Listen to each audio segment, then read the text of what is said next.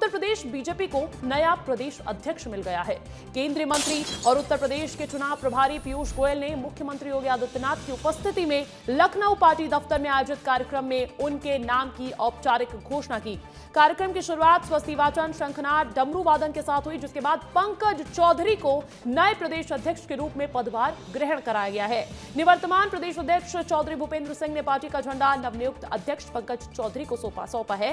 हालांकि देखिए, शनिवार को एकमात्र नामांकन होने की वजह से पहले से ही उनके नाम पर औपचारिक मुहर लग गई थी।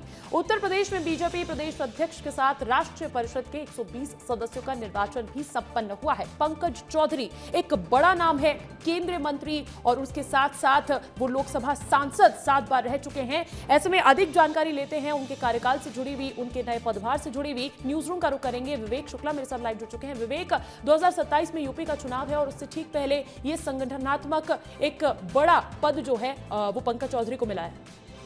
बिल्कुल अंजलि, और पंकज चौधरी बीजेपी के उत्तर प्रदेश के अध्यक्ष बन गए। पंकज चौधरी के ऊपर जिम्मेदारी होगी कि 2027 का चुनाव वो उसी दमदारी से जिताएं जिस दमदारी से पिछले 2 चुनाव 2017 और 22 में यूपी में बीजेपी ने जीते हैं। पंकज चौधरी का बीजेपी अध्यक्ष बनना, इसके पीछे कई सारे कारण हैं। चुनाव में कहा जाता है जरूर कि जाति को कोई भी पार्टी जो है जोर नहीं देती, हर पार्टी दावा करते हैं, लेकिन असली जो राजनीति वो जाति में छिपी होती है। पंकज चौधरी कुर्मी जाति से आते हैं। उत्तर प्रदेश में पीडीए के सामने बीजेपी को अपने आप को मजबूत करना है, लिहाजा गैर यादव ओबीसी वोट बैंक को मजबूत करने के लिए कुर्मी वोट बैंक के लिए मजबूती करनी थी, तो इसलिए पंकज चौधरी का नाम इसलिए आगे आया।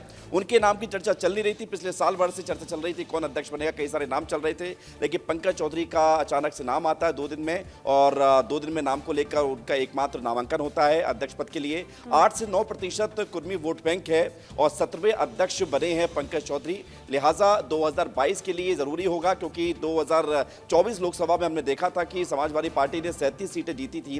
लिहाजा अब बीजेपी की कोशिश है कि विधानसभा चुनाव में भी अच्छी मजबूती से दमदारी करे और उसके बाद 2029 में जब लोकसभा चुनाव होंगे तो उसके लिए भी एक जमीन तैयार हो सके।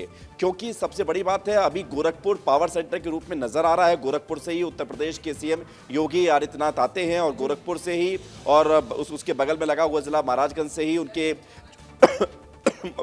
माफ कीजिएगा जो कर्मभूमि रही है पंकज चौधरी की, और कई लंबी उनकी सियासत केंद्र से जुड़ी हुई रही है। लेकिन अब वो उत्तर प्रदेश में सियासत करेंगे और संगठन की मजबूती पर काम करेंगे। संगठन, सत्ता और संगठन दोनों गोरखपुर से चलेंगे, तो गोरखपुर ऐसे में पंकज चौधरी एक बड़ा नाम, एक बड़ा अनुभव, यह अनुभव किस तरीके से कारगर साबित होगा संगठन के कामकाज के लिए, ये देखने वाली बात होगी। बहुत शुक्रिया विवेक, तमाम जानकारी हम तक पहुंचाने के लिए।